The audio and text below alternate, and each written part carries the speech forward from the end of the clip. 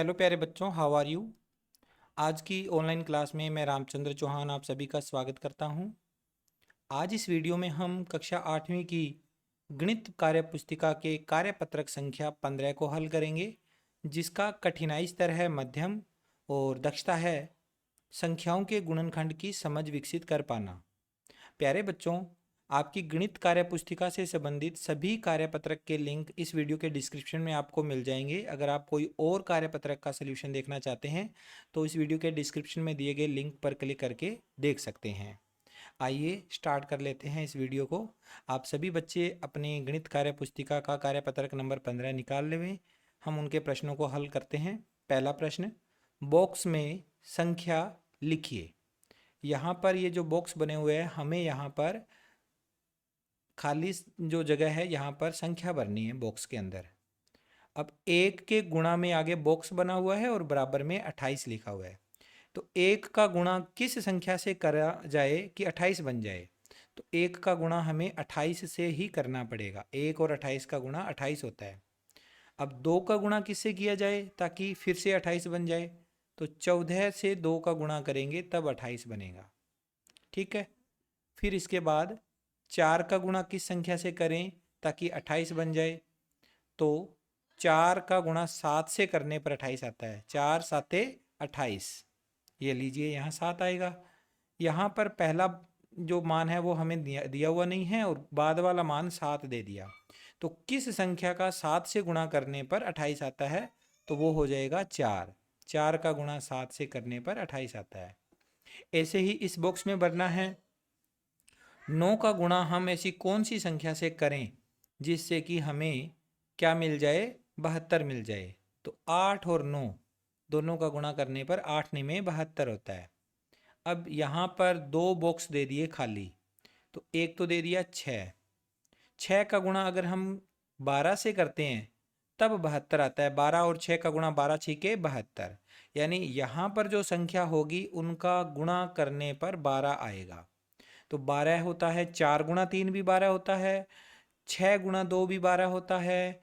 1 गुणा 12 भी 12 होता है। 2 गुणा 6 भी 12 होता है। तो आप अपनी मर्जी से कोई भी अंक लिख दो। तो हम यहाँ पर 4 और 3 लिख देंगे। 4 तिये 12, 12 छिके 72। यहाँ पर है गुणा में 4 और बराबर में 72। तो 4 का गुणा किससे करें 72 आ जाए? तो 18 एकम 18, 18 दूना 36, 18 तिये 54, 18 चौके 72। 18 चौके 72 होता है। तो यहाँ पर 18 आएगा। ठीक है। अब यहाँ बताओ क्या आएगा बच्चों?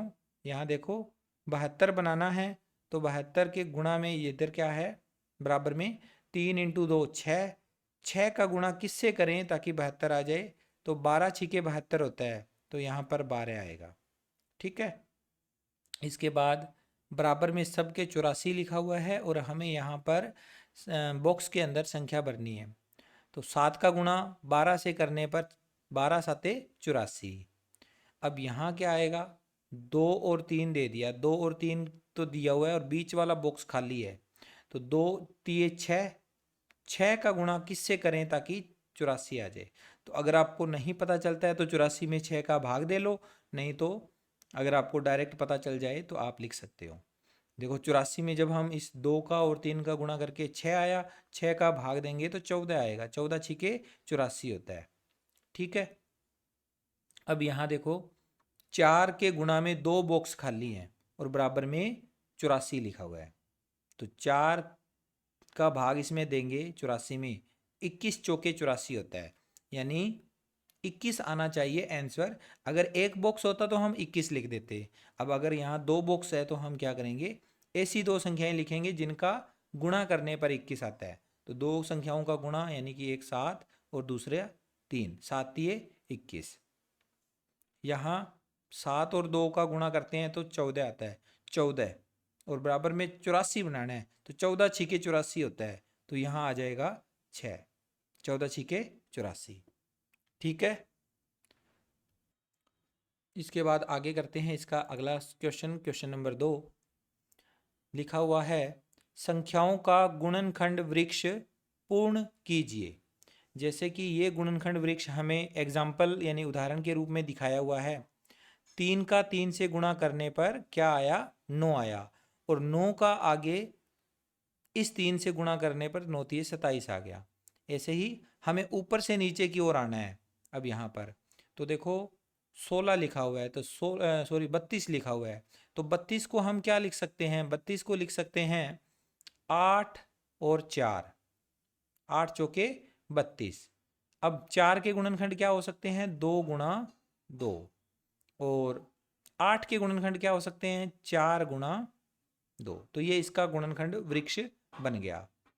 फिर आगे 72 के गुणनखंड, 72 को हम लिख सकते हैं 8 गुणा 9, 8 गुणा 9। 9 के आगे गुणनखंड क्या हो सकते हैं? 9 को हम लिख सकते हैं 3 गुणा 3, 3 तिये 9। और 8 को लिख सकते हैं 4 गुणा 2, 2 चौके 8। ठीक है, इस तरह से ये हमारा गुणनखंड वृक्ष पूरा हो गया। नोट कर लें इसे। आगे चलते हैं। इसके बाद अगला प्रश्न, प्रश्न नंबर 3।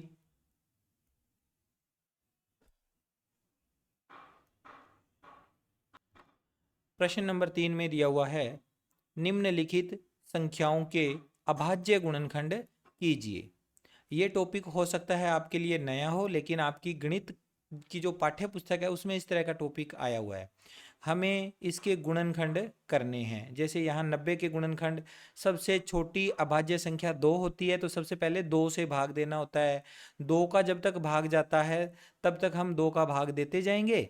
जब 2 का भाग जाना बंद हो जाएगा फिर 3 का भाग देंगे, फिर 5 का भाग देंगे, ऐसे हम आगे भाग देते जाते होते हैं। अब यहाँ 462, इसका इकाई अंक क्या है? 2। तो इसमें 2 का भाग जाएगा। इकाई अंक अगर 2 है तो 2 का भाग इसमें जाना है। तो हम देखेंगे इसमें 2 का भाग देकर।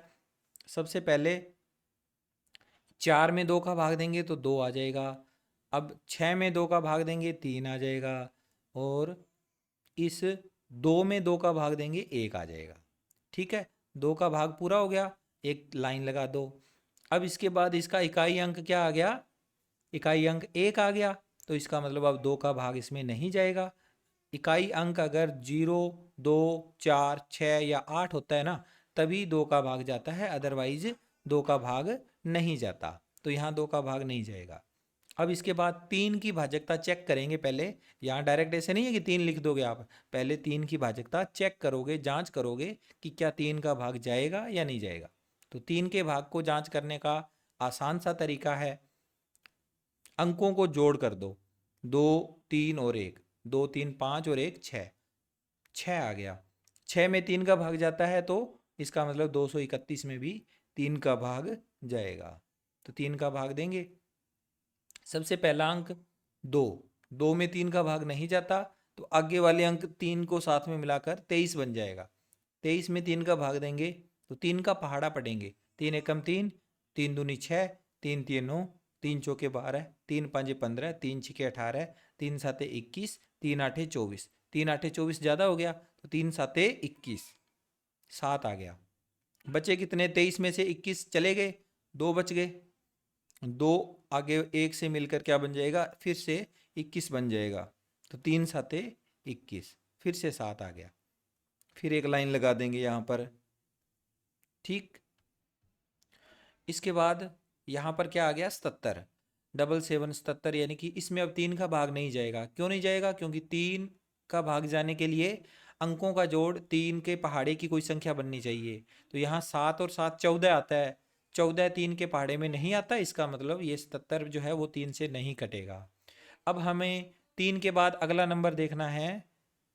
3 के बाद अगला नंबर आता है 5, जो अभाज्य संख्या है। 3 के बाद अगली अभाज्य संख्या 5। 5 का भाग तभी जाता है बच्चों जब लास्ट में या तो 0 हो या 5 हो, तो इसमें 5 का भाग नहीं जाएगा। अब 5 का भाग जब इसमें नहीं जाएगा, इसका मतलब अब हम आगे चलेंगे। 5 के बाद अगली अभाज्य संख्या 7 होती है। 7 के पहाड़े से ये कट जाएगा बच्चों, 7 से भाग चला जाएगा इसमें। 7 एकम 7 और 7 एकम 7। फिर 11 में तो 11 का ही भाग जाएगा, 11 एक अभाज्य संख्या है तो 11 का ही भाग जाएगा और लास्ट में आ जाएगा 1। तो इस तरह से 462 के 462 के अभाज्य 462 के अभाज्य गुणनखंड अभाज्य गुणनखंड कितने आए, ये वाले 2 गुणा 3 गुणा 7 गुणा 11, ये आ गए 462 के अभाज्य गुणनखंड। बिल्कुल इसी तरह से ये सवाल करना है। सबसे पहले 2 का भाग इसमें जाएगा क्योंकि लास्ट में 0 है, तो 4 में 2 का भाग देंगे 2, 9 में 2 का भाग देंगे तो 2 का पहाड़ा पढ़ेंगे, 2 एकम 2, 2 दूनी 4, 2 तिये 6, 2 चौके 8, 2 पंजे 10 तो ज़्यादा हो जाता है, तो 2 चौके 8, एक बच गया 9 में से, 2 चौके 8 होता है, यहाँ 9 लिखा हुआ है तो एक बचा, एक आगे चला गया 0 के साथ मिलकर क्या बन गया 10, तो 2 पंजे 10, 245 आ गया। अब इसमें 245 में 2 का भाग तो नहीं जाएगा क्योंकि अंतिम अंक इसका सम संख्या नहीं है। 2 के बाद में 3 का भाग इसमें देखते हैं जाएगा या नहीं जाएगा, तो अंकों का जोड़ करके देखो 3 के भाग के लिए, 2 और 4 6 और 5 11, 11 में 3 का भाग नहीं जाता, इसका मतलब 245 में भी नहीं जाता। 2 के बाद 3 में भी नहीं गया, 3 के बाद 5 में देखेंगे तो 5 में जब लास्ट में 5 आ रहा हो या 0 आ रहा हो तो 5 का भाग तो जाता है, तो 5 का भाग इसमें दे देंगे। 5 का भाग देंगे कैसे, 5 एकम 5, 5 दूनी 10, 5 दिए 15, 5 चौके 20, 5 पंजे 25, 5 पंजे 25 ज़्यादा हो गया, 5 चौके 20, 4 बचे, 4 और 5 मिलकर 45 बन गया, तो 5 में 45। अब 49 में भाग देंगे, 5 का नहीं जाएगा इसमें, 7 का जाएगा, 7 7 49 होता है, और 7 में 7 का भाग देंगे तो 1 आ जाएगा। इस तरह से 490 के अभाज्य गुणनखंड भी हमने प्राप्त कर लिए। 490 के अभाज्य गुणनखंड, अभाज्य गुणनखंड हमारे पास आ गया 2 गुणा 5 गुणा 7 गुणा 7, ठीक है। अब आगे 525 के अभाज्य गुणनखंड भी इसी तरह से करने हैं। 525 में सबसे पहले 2 का भाग तो इसमें नहीं जाएगा, क्यों नहीं जाएगा, क्योंकि अंतिम अंक इसमें 0 2 4 6 या 8 नहीं है।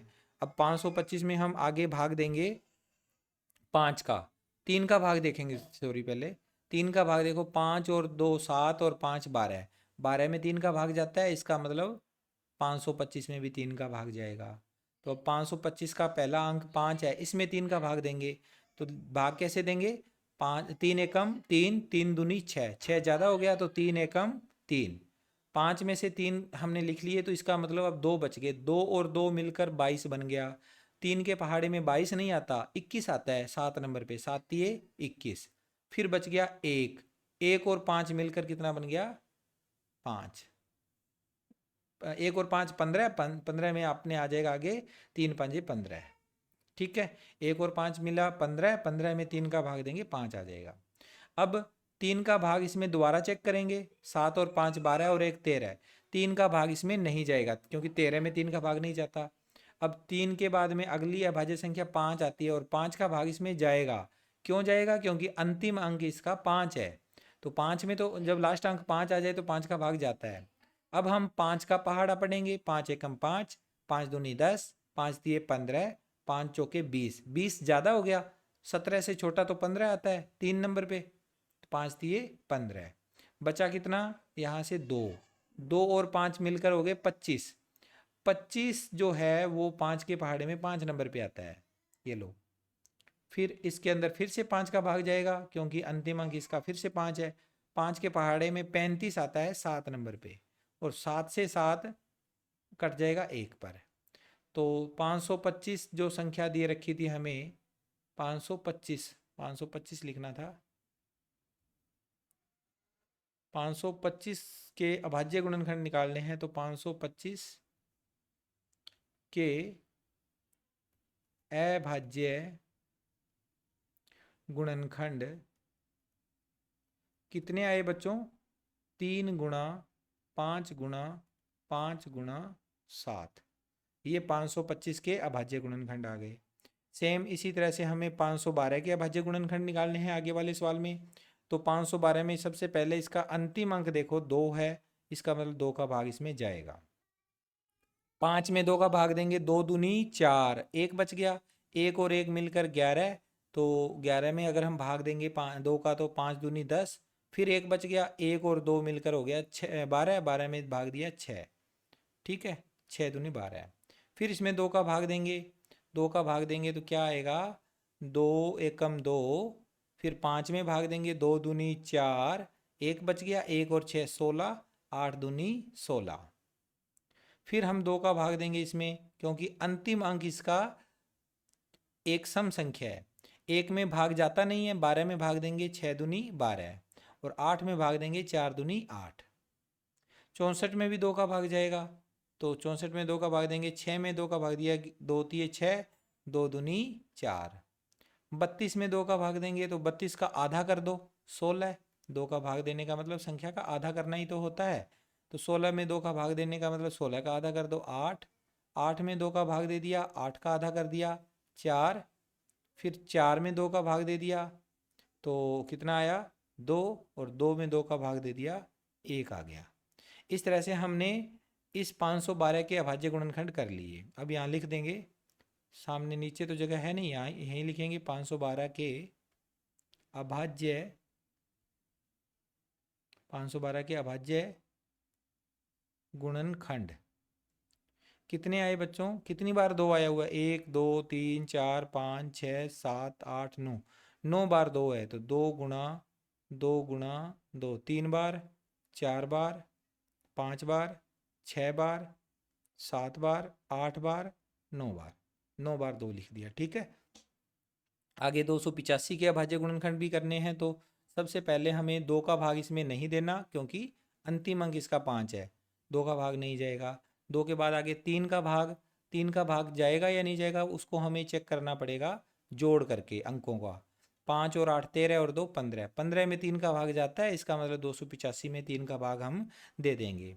3 का भाग देने के लिए 3 का पहाड़ा पढ़ेंगे, 3 एकम 3, 3 दूनी 6, 3 3 9, ऐसे करते करते हम 3 निमे 27, 3 दहाई 30, 30 ज़्यादा हो गया 28 से, तो 3 निमे 27, 9 तक चला गया, ये एक बच गया, एक और 5 मिलकर हो गया 15। 15 में भाग देंगे 3 का तो 5 पे जाएगा। ठीक है, अब इसमें दोबारा से चेक करेंगे, 9 और 5 14, 14 में 3 का भाग नहीं जाता, यानी 95 में भी 3 का भाग नहीं जाएगा। तो 3 के बाद अगली अभाज्य संख्या 5, 5 का भाग इसमें देंगे, तो 5 एकम 5, 4 बच गए, 4 और 5 मिलकर हो गए 45, 9 पंजे 45।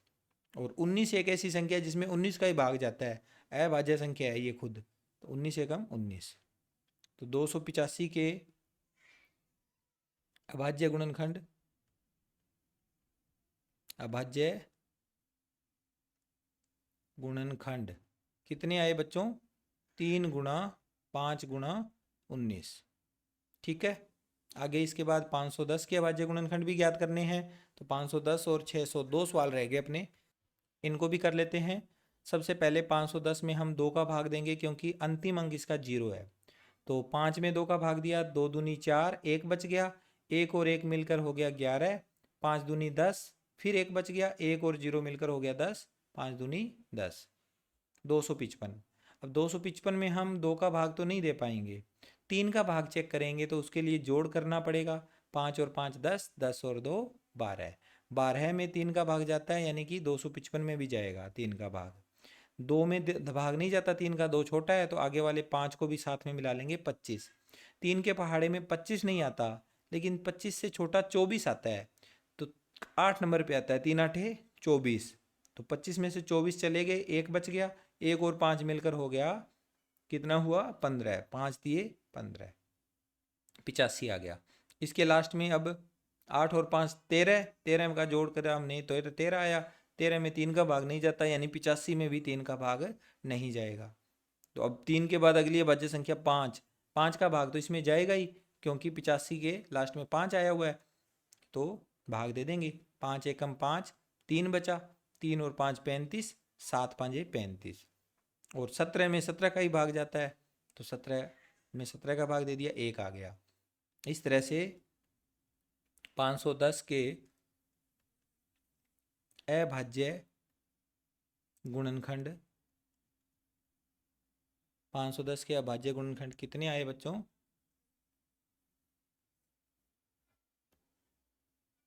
510 के अभाज्य गुणनखंड बराबर 2 गुणा 3 गुणा 5 गुणा 17। अगला है हमारा 600। 600 में 2 का भाग देंगे 300 आ जाएगा।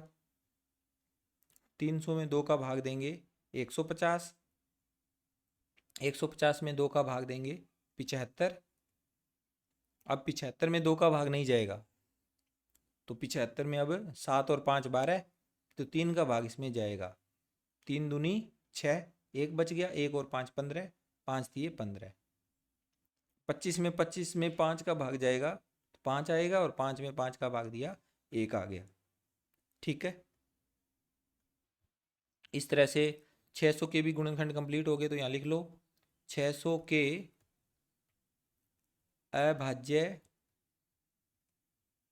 गुणनखंड, अभाज्य गुणनखंड बराबर 3 बारी तो 2 आया हुआ है, 2 गुणा 2 गुणा 2, 1 बारी 3 है और गुणा में 2 बारी 5 आया हुआ है, तो ये इसका उत्तर हो गया। ठीक है, ये इस तरह से हमारा कार्यपत्रक नंबर 15 कंप्लीट हुआ। आई होप सारे क्वेश्चन आपको अच्छे से समझ में आए हैं। मैं मिलता हूँ आपसे नेक्स्ट वीडियो में। Take care, bye bye.